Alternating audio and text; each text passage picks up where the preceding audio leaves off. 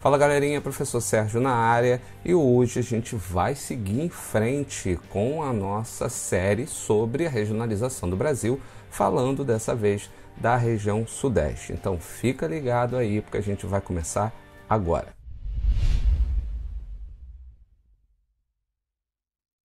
Bom, a gente vai começar aqui pelas características gerais, iniciando, é óbvio, ligar o apontador aqui, pelos estados que formam a região Sudeste: São Paulo, Minas Gerais, Espírito Santo e Rio de Janeiro. Então a gente tem aqui uma região que compõe 12% do território brasileiro, com uma população, com dados de 2019, de 88.371.433 habitantes. Isso significa que eu tenho a maior concentração populacional do Brasil justamente onde?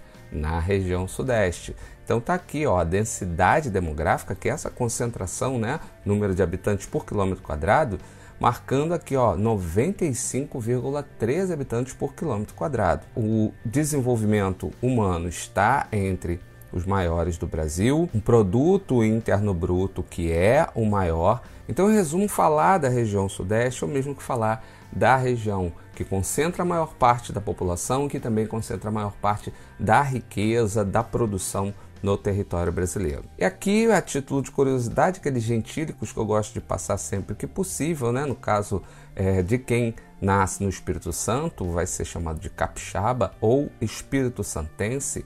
Minas Gerais, mineiro. Rio de Janeiro, carioca? Não, fluminense. Aí vem um detalhe: carioca é aquele que nasce na cidade do Rio de Janeiro. Quem nasce no estado do Rio de Janeiro é chamado de fluminense. E aí separa, tá? Fluminense Futebol Clube é uma coisa e ser o cidadão fluminense é outra, beleza? E em São Paulo, paulista, das cidades brasileiras com maior destaque do ponto de vista econômico e populacional, 3 delas estão no Sudeste. E aí a gente está falando de Belo Horizonte, Rio de Janeiro e da principal metrópole brasileira, que é São Paulo. E aí, vale a pena a gente pensar como é que a gente desenvolveu essa importância do Sudeste em relação às outras regiões do Brasil. Como é que essa riqueza veio para aqui? Como é que essa produção toda veio para cá? Isso tem um processo histórico que explica. A primeira capital da colônia foi Salvador. E no período do ciclo da cana-de-açúcar e antes, no período da extração do pau-brasil, toda essa região Nordeste era muito importante economicamente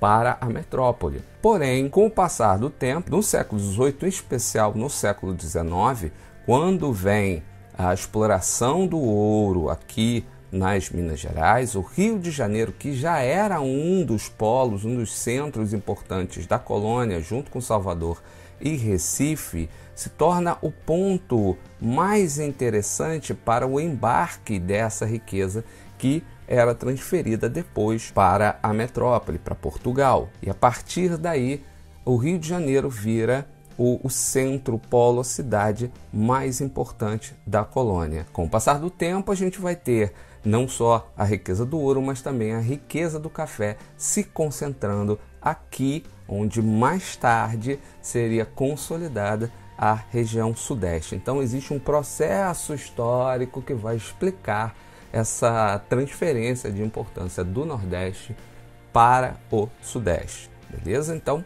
segue em frente. Vamos falar um pouquinho de características naturais da região, a começar pelo relevo. A gente tem aí 3 grandes formações de planaltos e as serras do Atlântico Leste, que é toda essa parte aqui, ó, vai pegar a Serra do Mar e a Serra da Mantiqueira. A gente tem também os planaltos e chapadas da Bacia do Paraná e planaltos e serras de Goiás, Minas, aqui próximo ao que a gente chama de Triângulo Mineiro. Temos também as depressões que vão surgir aqui na Bacia do Paraná e as planícies, principalmente na faixa litorânea, onde a gente vai ter aqui toda uma área de baixada litorânea, onde a gente inclusive vai ter uma grande concentração histórica de população. Então, um pouquinho dessas paisagens, né, que a gente tem uma imagem de parte dessa baixada litorânea. Nesse caso aqui, então, eu estou mostrando um exemplo que é o município de Maricá. Então, dá para perceber que a gente tem o quê? Essa enorme área plana aqui no litoral. Bom, temos também como exemplo aqui o Vale do Canaã, no Espírito Santo, onde a gente percebe essas formações de altitudes moderadas, e o vale aqui, e aqui a Serra da Mantiqueira, que vai se estender desde o estado do Rio de Janeiro, passando por Minas Gerais até o estado de São Paulo. E aqui, ó, toda essa formação, só para ilustrar um pouquinho dessas formações que a gente vai encontrar no Sudeste. Bom, com relação a climas, a gente precisa considerar alguns fatores que vão influenciar e bastante no clima da região. O primeiro deles vai ser a latitude, que vai definir uma predominância de climas tropicais, com um trechinho aqui na divisa entre São Paulo e Paraná, onde a gente vai encontrar aquele clima subtropical. Já aqui, ó, mais para o interior, São Paulo, Minas Gerais, essa divisa aqui com o centro-oeste, a gente vai encontrar aquele clima tropical típico. O tropical litorâneo úmido tá bem nítido aqui em toda aquela faixa que eu chamei de baixada litorânea, e pela quantidade de serras que a gente encontra na região, um outro tipo climático muito comum é o chamado tropical de altitude, onde nós vamos encontrar temperaturas médias mais moderadas ao longo do ano. Além da formação desse clima tropical de altitude, o relevo do Sudeste também vai influenciar o próprio clima do litoral, que vai se tornar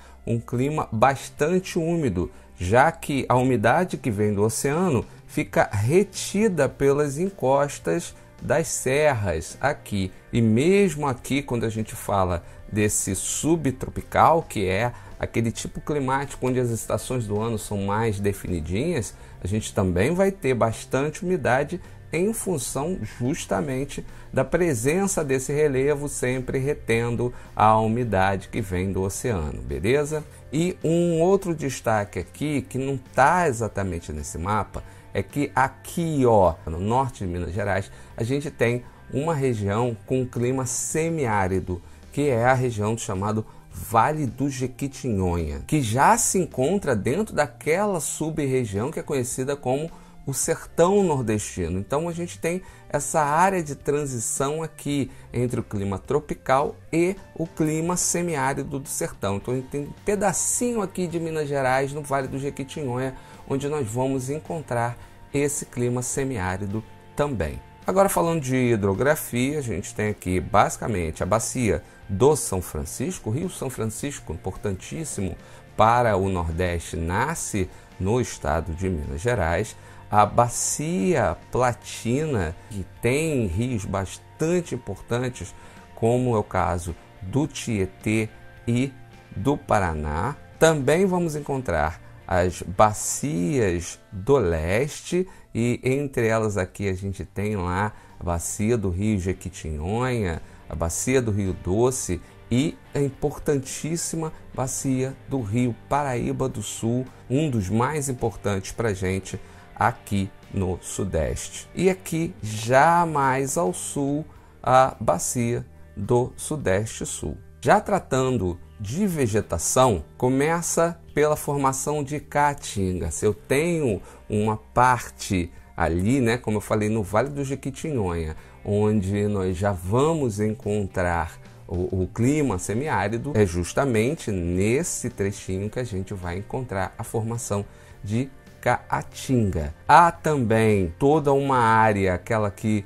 eu disse que faz ali a divisa com o centro-oeste, onde nós vamos encontrar a vegetação de cerrado, em especial aqui no estado de Minas Gerais. Temos trechos de vegetação litorânea, é óbvio que a gente vai encontrar aqui com as restingas e manguezais, e a área predominante aqui deveria ser de Mata Atlântica. Como assim deveria ser? Vocês devem ter reparado que eu coloquei aqui dois mapas em dois momentos distintos da nossa história, mostrando a vegetação. O primeiro deles é da vegetação original. O segundo é daquilo que restou dessa vegetação, como, por exemplo, a Mata Atlântica, que está aqui em verde, a vegetação litorânea, boa parte dela sofreu o avanço da construção e da especulação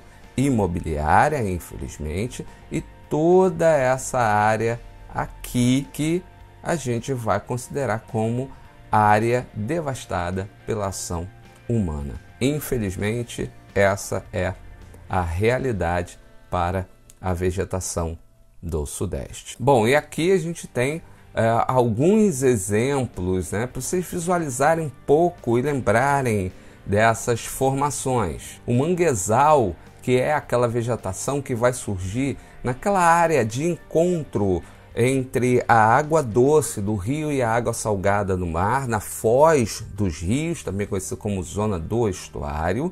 Aqui a vegetação de restinga, isso aqui ó, é areia. Vegetação de restinga é aquela que vai se formar principalmente em áreas que estão bem próximas do mar. E quando a gente fala em restinga, a gente está falando daquela faixa de areia que em geral separa o mar das lagoas ou lagunas. Então isso aqui é a típica vegetação de restinga. A caatinga, que está lá, né, no Vale do Jequitinhonha, no norte de Minas Gerais, divisa com a Bahia, que a gente já conhece, aquela vegetação típica do semiárido, do sertão nordestino, que eu já apresentei em outro vídeo, vou deixar o link aí também. O cerrado, vegetação típica do centro-oeste, que eu também vou deixar um link aí para vocês darem uma revisada nessa aula. E aqui a famosa Mata Atlântica, já dentro da cidade do Rio de Janeiro. Isso aqui é um pedacinho da Mata Atlântica, bem próxima ali na Floresta da Tijuca. Bom, agora vamos falar de aspectos humanos e econômicos. Primeiro, vamos perceber aquilo que eu falei logo no início da concentração populacional. Comparado a todo o restante do país, a gente vai perceber que as maiores concentrações populacionais estão justamente aqui no Sudeste, em especial. Olha aqui, ó, que concentração a gente vai encontrar no estado de São Paulo, ao longo do litoral do Rio de Janeiro, em Minas Gerais. Então a gente vai ter a maior concentração populacional do Brasil ainda aqui na região Sudeste. E com relação à economia, já tinha falado um pouco antes sobre aquela importância que o Sudeste ganhou em relação ao Nordeste lá no século XVIII, XIX, e com isso a gente teve uma concentração de riqueza na região. Com essa concentração de riqueza, principalmente com a produção de café, a gente vai ter uma concentração industrial quando chega o século XX, em especial a década de 30 no século XX, quando a gente tem o principal impulso industrial da nossa história. E aqui vai dar para a gente perceber na concentração no mapa, que mostra a concentração de empresas, quando a gente fala da concentração industrial, a mesma coisa, o que mostra que não é por acaso que o Sudeste ainda concentre 55% do PIB nacional. Além desse desenvolvimento industrial, dessa concentração industrial que ainda acontece aqui, a gente também tem outras atividades muito concentradas na região Sudeste, como é o caso do comércio e dos serviços, o turismo, a agricultura intensiva, ou seja, aquele agronegócio se destaca bastante nos estados de Minas Gerais e São Paulo, e também a atividade agroindustrial vai estar presente nesses estados, a exploração de minérios, em especial aí no chamado quadrilátero ferrífero no estado de Minas Gerais. E na atividade industrial a gente tem um destaque para a atividade petrolífera no Sudeste, já que a gente vai encontrar na Bacia de Campos uma extensa área de extração, na Bacia de Campos e na Bacia de Santos, também vamos ter o refino acontecendo nos estados do Rio de Janeiro, de São Paulo, de Minas Gerais, e a distribuição, ou seja, todas as fases daquela que é conhecida como a indústria do petróleo estão bem concentradas na região Sudeste também. E antes da gente ir ao nosso grande finale de sempre, um pouco das paisagens das 4 capitais do Sudeste, aqui o Rio de Janeiro, com sua exuberância, né, ali entre o mar e as montanhas. A cidade de Vitória também, muito bonita. Aqui, Belo Horizonte, bem próximo ali, ó, as montanhas ao fundo. E a cidade de São Paulo, que se destaca principalmente por sua concentração urbana e a sua arquitetura. Bom, e depois de ver essas belezas maravilhosas, a gente vai para um encerramento com o nosso tradicional exercício de revisão. Você que é meu aluno, está na hora de pegar o caderno e vamos às nossas questões. A número 1, quais atividades econômicas tornaram o que hoje conhecemos como região Sudeste a mais rica e importante lá no período colonial? 2, quais as principais formações de relevo encontradas no Sudeste? 3, por que a vegetação litorânea da região foi tão devastada? Isso eu expliquei quando falei sobre vegetação. 4. Quais as atividades econômicas se destacam no interior dos estados de São Paulo e Minas Gerais? 5. Além da atividade industrial, historicamente concentrada no Sudeste, que outras atividades econômicas se destacam na região? Molinho. 6. Aponte as bacias hidrográficas que se destacam na região. E, para fechar, número 7, dê um exemplo da influência do relevo no clima da região. Cheguei a falar de mais de um caso onde o relevo, principalmente nesse relevo acidentado das serras, influencia os climas da região. Bom, galera, estou fechando por aqui. É isso, então. E no próximo vídeo a gente fecha a nossa sequência com a região Sul. Um beijo, um abraço a todos e todas e até o próximo vídeo. Tchau, tchau.